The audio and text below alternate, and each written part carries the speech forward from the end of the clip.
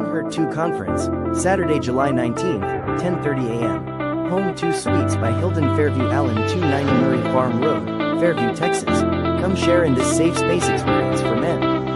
Guest speakers, host Joseph B. Roberts, William Young, T.C. Alexander Jr., keynote speaker Dr. Marvin Cotton Jr., Visionary.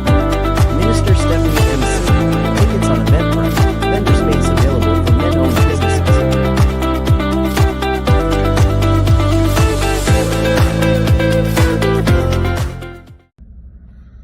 My brothers, it is your boy Joseph Roberts here, and I am inviting you to join me at the Men Hurt 2 Conference being held here in Dallas on July 19th, 2025.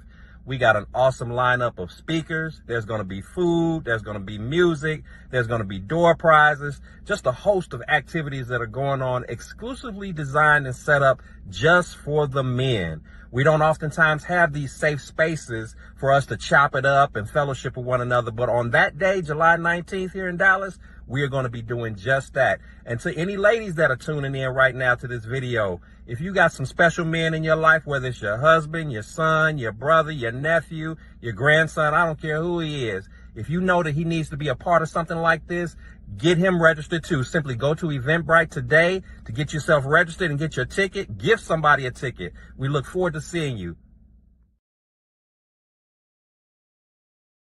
This year, on July 19th, 2025, there's an all-men conference where men can come and find exactly what they need in order to heal and position themselves to get the very best out of their lives. If you're ready for change, if you've gone through something or going through something, this conference is for you.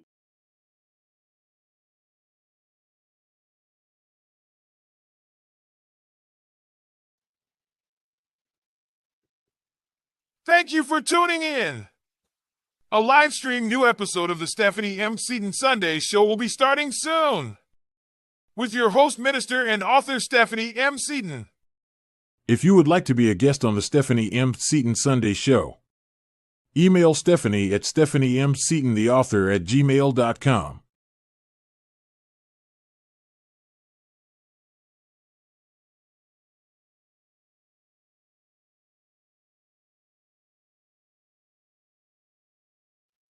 Hello, and welcome to another amazing episode of the Stephanie M. Seaton Sunday Show. I'm very happy that you are tuning in tonight to watch another episode. This is an amazing Thursday night, and we have an amazing guest with us tonight. Welcome. We have author Dwight E. DeRamus in the house. Welcome. How are you? Hey, thank you for having me. I'm great. Thanks for having me. Thank you. Very happy to have you here. We had the pleasure of having Dwight on the My Brother's Keeper podcast. It was an amazing interview talking about his books, Disappearing Dads. Did an amazing job, and I definitely wanted to follow up and have him on this podcast as well. To reach this audience as well. And so tonight we're going to have part 2 of that conversation. So I just got through hearing that we've had some major accomplishments that have happened since we had that interview. So we're going to talk a little bit more about that in just a moment as well. So you ready, Dwight? Ready to rock and roll. All right. So the very first question that I ask all of the guests on this platform is, please tell us, who is Dwight?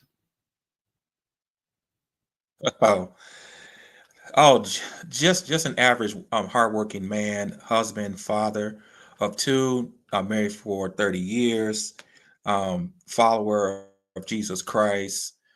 I'm an educator and mentor, author, and just I wear many hats. But the most important thing is that I want to get the truth out there, and society has a way of suppressing it. And in my writings, in my books, I've always tried to make it where the truth is shown, to the readers. Very good, very good. So tonight we are going to jump right in, and we are going to talk about the two amazing books that you have. I know that you wrote your book initially, and then you went back and revamped, and you have two new amazing awards that you've been honored. Do you happen to have the books close by? Yeah, actually, I have all my books right by me. Okay, so let's hold up the first Disappearing Dads. Okay, so this is the original, and this Okay. was written this came out on August of 2016. Okay. And kind of tell us the inspiration behind that one, and then take us into the revamp.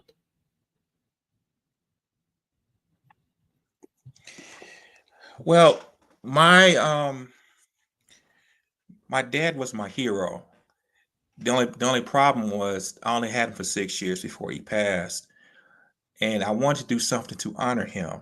Now, what planted that seed was my grandmother, my paternal grandmother, which is his mom, and she always told me to, she said, Dwight, I think you need to write a book, like an autobiography. And I told her, I was like, well, Grandma, I'm not famous. I'm just, I'm just an average Joe. Nobody's not gonna read my story. Yeah. But the fact that she encouraged me to write a book pretty much started on my journey. Yeah. Yeah. I remember when you were on My Brother's Keeper and talking about the fact that after your father passed, every time you would think that you were going to have a significant father figure or man in your life, there at some point, just like some of the other guys were sharing, there would be someone in your life, and then they would not be in your life, or they would be in your life or not be in your life. What did that feel like?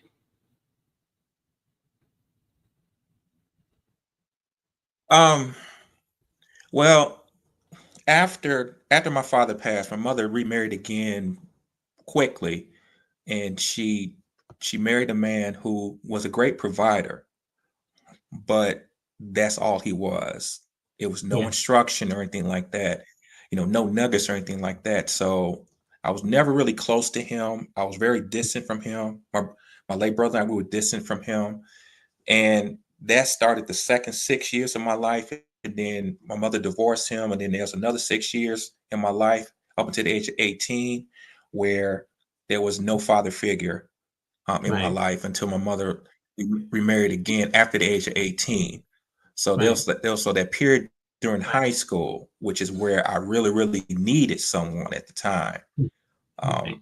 where I made some very, very bad decisions, almost bad permanent decisions, but thank God that God's providence that kept me from making those permanent decisions. Yeah. So what inspired you? And I definitely want to give you the opportunity to talk about your other books as well. When you went back Okay. and wrote Disappearing Dads, the revised edition, what led you to go? Yes. What led you to go back and rewrite that award-winning revised edition?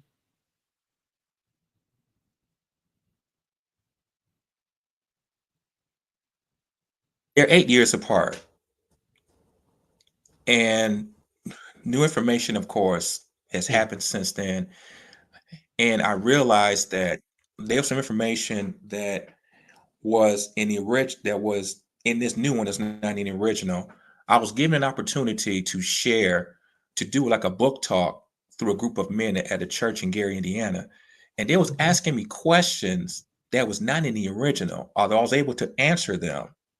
And I was like, well, you know what? They helped me plant, the seeds to help me to revamp and rewrite the other one. I didn't get Yeah. confirmation until I went to Washington, D.C. At a book event. and I met a fellow author who she revamped and rewrote a book, and that was confirmation right there. I said, okay, I need to rewrite Disappearing Dads. Right. And I did.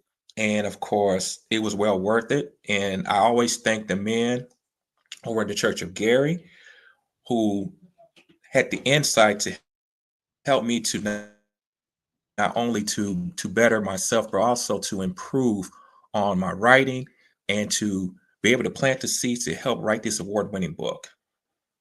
Yeah. And since we talked last, you have went on to win 2 awards. Tell us about those 2 awards that you have won for the revised edition of Disappearing Dads. Hey, so the first award, I won the International Impact Book Awards in January, in Oh, which wow. it was followed by a gala and weekend. So I got a chance to go down there. I have a trophy. It's upstairs somewhere. I have a trophy as well as the digital seal. And if you look on my website, TreyNickelMedia.com, you will see the book and you will see the seals of the awards that I won. And that was a great experience for me. I Yeah. sort of was reluctant to go, but I was like, it's one of those things where life is short and these opportunities do not come that often. So I Right. decided to go ahead and do it. And it was well worth the trip and everything. The Yeah. second one in February, I was a finalist for the Feather Quill Book Award. I was a finalist. So that was the second one that I won. And again, great experience. Wasn't expected. How you just enter your books and then you just hope for the best and you don't know if you're gonna win Right. or not. It's Right. one of those things where you want to test and see how well your work stacks up when you actually got literary agents that's actually judging and everything to see if it's Right. competent enough that it can be sellable to readers and everything. I was like, Right. oh, Right. it can be. Yeah. Yeah. Very good. Congratulations. Congratulations. It Well, always thank feels you. I good. appreciate it. Yeah, I know that always feels good when you put your hard work and vulnerability into, your work, and then it's acknowledged. How long did it take you to work on each one of those projects? Well, let's see. The original Disappearing Dads was a 4-year process. Wow. The Yeah. revised version, the revised version, strangely enough, was much shorter because I already had the Mhm. tools, but then I realized I really had to I had to gut the book out. 85% of the book is much different than the original.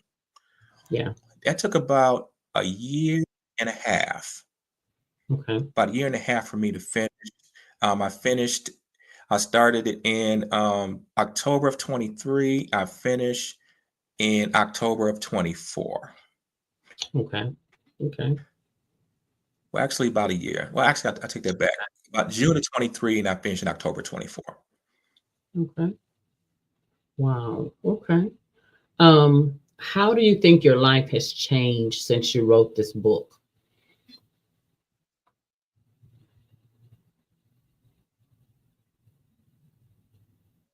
I have received, invitations to speak at conferences. Mhm. There are people who ask me, questions about fatherhood and things of that sort. So I get a chance to, like I said, spoke at men's conferences, Mhm. spoke at small groups, and spoke at workshops and that type of thing. So it's more so as far as where I like to be heading.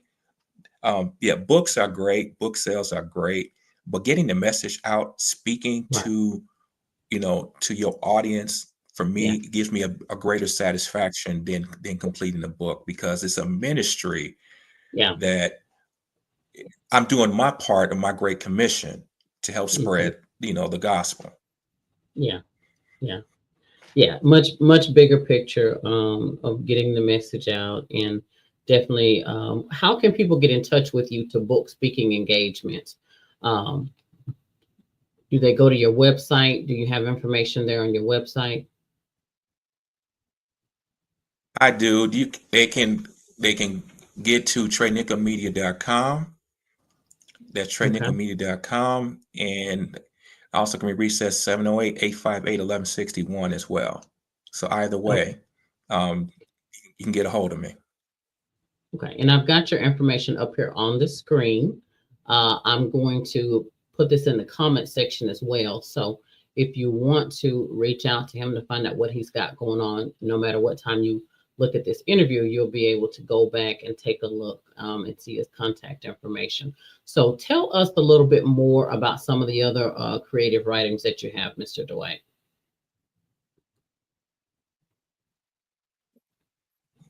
Well, this book right here, it's called Wife, Life, and Legacy. Okay. This is more of it's like a premarital guide.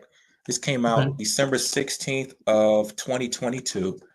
I purposely set it for that day because it's also the day of my wedding anniversary as well. It's the day I got married. Okay. So like each date, for the most part, at least my last two books have meaning. The Disappearing Dance Revised Edition was released on October 21st of 2024, which is also happened to be my dad's birthday. So each date it holds a significant meaning for me, and it's something that I always remember. Right.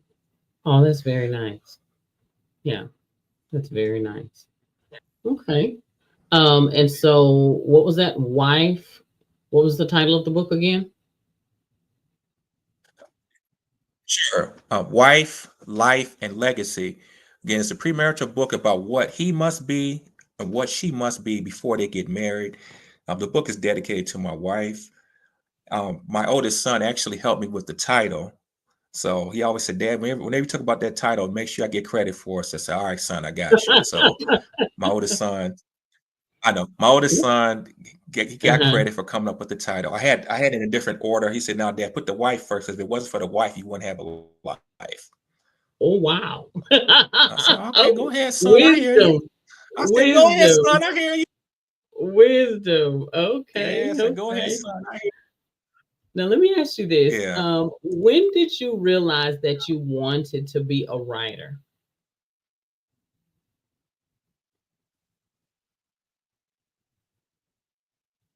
And I never really thought, you couldn't even pay me to even think about being a writer. I didn't like English in high school. Okay. I love math. I'm a math guy. Okay. Okay. So English was far, far beyond my mind. But again, like I said earlier, and this is even prior to my grandmother intervening, I used to love poetry slams. And that was, in the early 2000s, it was really hot. So I did that scene for a minute, especially it was hot especially in the Chicagoland area. It was hot, and I did a set at a couple of places here and there. And I told my grandmother, and then that's when she said, "Well, you ever thought about writing a book?" And then it just took off from there. Okay. What inspired you? So after you wrote your first book, what inspired you to keep going? I know like even me myself, when I wrote my first book, I thought it was just one book, but then I was inspired to continue to go. Like, what inspired you to just kind of keep going? Probably because of my full-time job. I'm a high school teacher. I teach algebra. And there are certain things that, whether it's going on in society, this helps me recall, oh, that'd be a good book. Like, for example, I'm going to start on my next book, and it's going to be about social media. And and more so the dark side of social media. Yeah. Which is not being discussed. There's a dark side to it. Yeah. There's a dark side to it. So that's a book that's a project that I'm taking on this summer. Yeah. And hopefully I'll be able to finish about another year from now or so. So that's the goal, to finish sometime in October of 26. So I'm laying the foundation as we speak.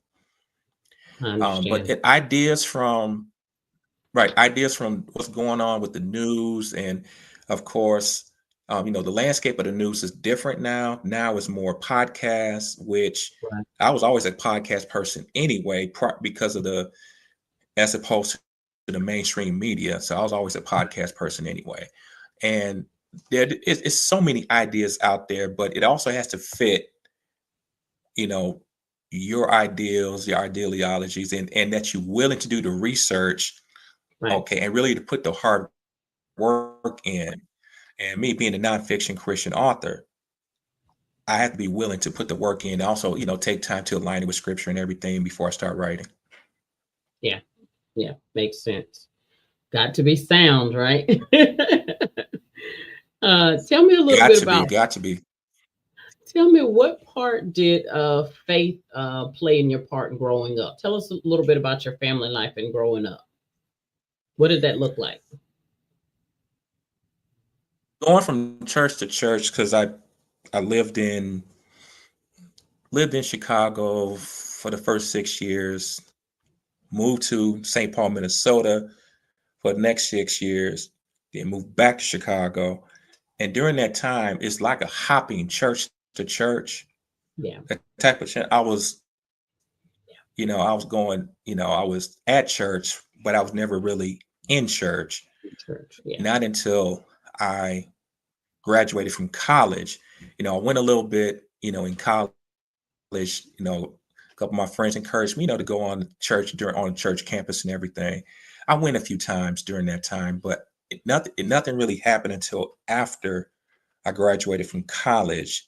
And on Palm Sunday of 1994, that's when I was baptized. And ever since then, my life, outward sign, inward change. And since Yeah. then, my life has been going in a different direction ever since then. Okay. Okay. Tell us a little bit about your family dynamics. So I heard you say that you had a brother that had passed away. Was it just two of you? Yeah. Yeah. A younger brother died on Super Bowl Sunday of 2022. Okay. I was his protector. Being the oldest, but those of us who are the oldest, always we're supposed to be the responsible ones. We're supposed to be the ones that have to fight for the younger ones and that type of stuff. Yeah. And I did a lot of fighting for him when we were kids. Yeah. Yeah.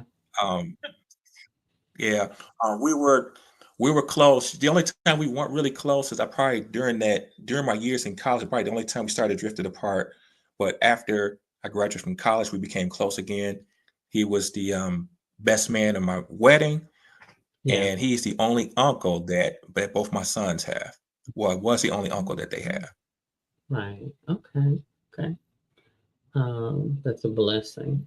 So let me ask you this. I interview a lot of writers, and I'm always curious to know for writers, what is your writing routine? Do you find that you like to write early in the morning, or do you write late at night? Like, what is your writing routine? When do you best write? Boy, I do my best thinking. I do my best thinking in the middle of the night, dead silence. Okay. I'm up anyway, so if I hear a bump in the night, I'm gonna want to get up anyway. So in the middle of the night, I do my best thinking. Yeah. Um, I can pray. I can talk to God while I'm writing, that Yeah. type of stuff. So anywhere between 1 and 4 in the morning Gotcha. is where I do my best writing. Yep. Yeah. Yeah. Okay. I'm finding that a lot of us are writing late at night, or early in the Oh morning. yeah. Yeah. Yeah. A lot of people are journaling, but it sounds like the majority of people, it's late at night, early in the morning. hmm So what is next for you, Mr. Dwight? Do you have any upcoming events in person that we can see you at?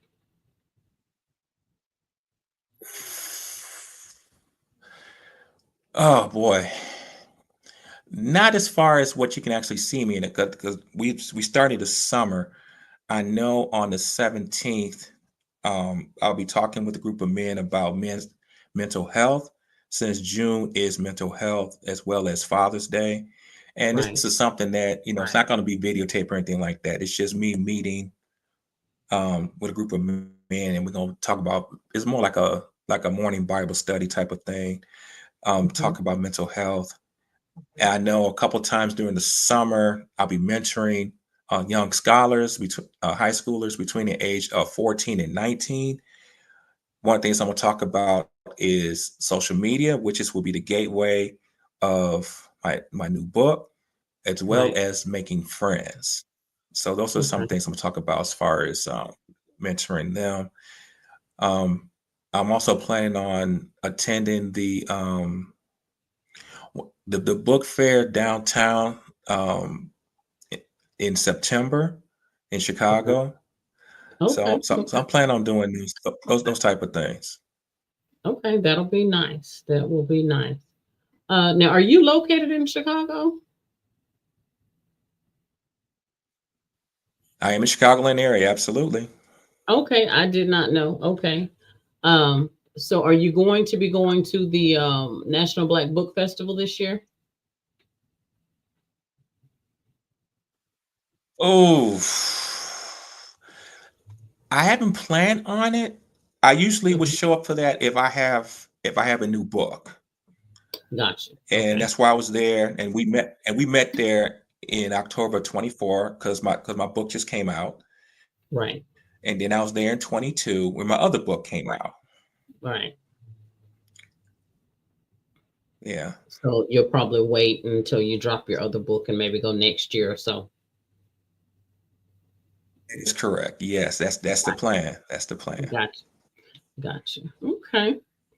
All right. Well, I tell you what, Mr. Dwight, it has been amazing talking to you tonight, hearing some amazing things that you've got going on. What do you say to someone that is like struggling with how to get started as a writer? With you, having three books under your belt now and kind of going towards your fourth one. What do you say to that person that's struggling with the idea of getting started? What do you say to them? Technology is a good thing, and we Hmm. all have. It doesn't matter if it's Android or iPhone, whichever one that you prefer.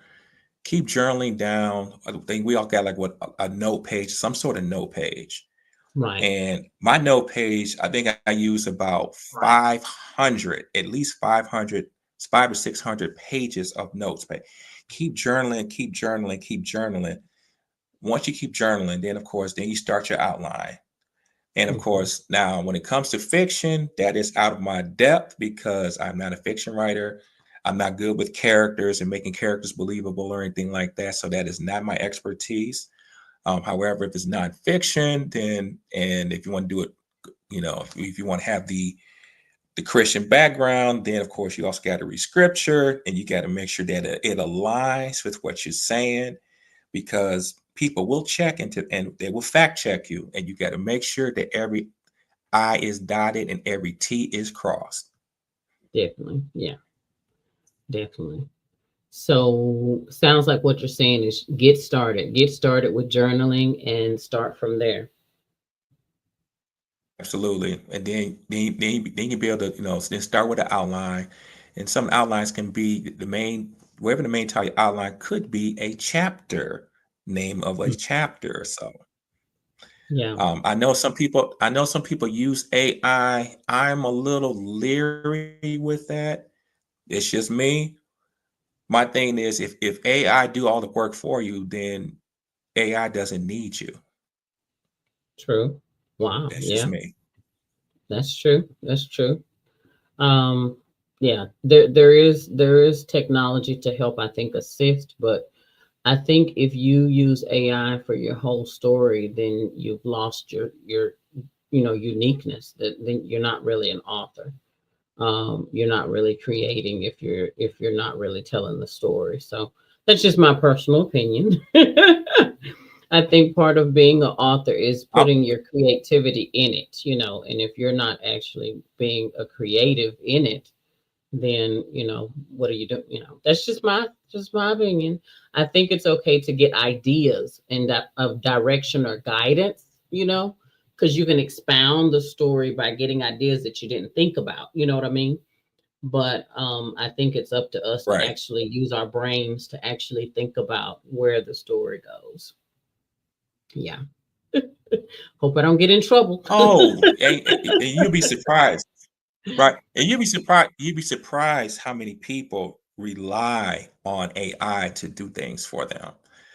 Yeah. What you said, I agree with you as far as creativity, because like I said, why do the work? If you just have AI do it, then what are you there for then? Yeah. Slap your name on there? I mean, it's fake. It's disingenuous. It's not real. Yeah. Yeah. Well, listen, I have really thoroughly enjoyed talking to you tonight, Mr. Dwight, just as we enjoyed you on My Brother's Keeper. If you did not see Mr. Dwight on My Brother's Keeper, make sure that you go back and check out that interview as well, where we talked in depth about his books as well.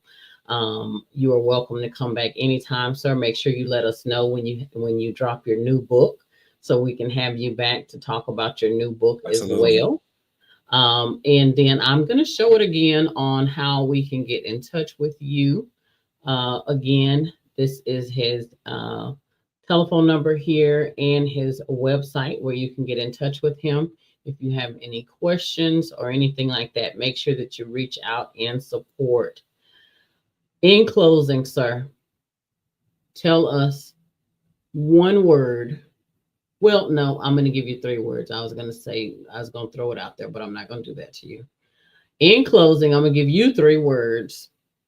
I want you to tell me which word stands out the most and tell me why. Okay? Healing, Okay. empowerment, and transformation. Which one stands out the most? And tell us why.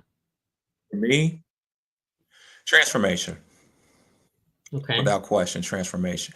Transformation is an opportunity to go from one state to another. Meaning, like a caterpillar turn into a butterfly, that's transformation. Yeah. Okay. Same thing what the word of God can do to people. It can transform them. Once you have your encounter with Jesus, you should never go away the same. If you're the same, then you have not been transformed. Yeah. I love that. I could not have said that better myself. Yeah. I could not have said it better myself. I love that. Thank you, thank you, thank you. Thank you guys for tuning in tonight to another amazing episode of the Stephanie M. Seaton Sunday Show. We will be back on Tuesday of next week, where we will have another amazing guest. Thank you so much, Dwight. You have an amazing night. Thank you. Thank you for having me. I appreciate it. You're welcome. Have a good night.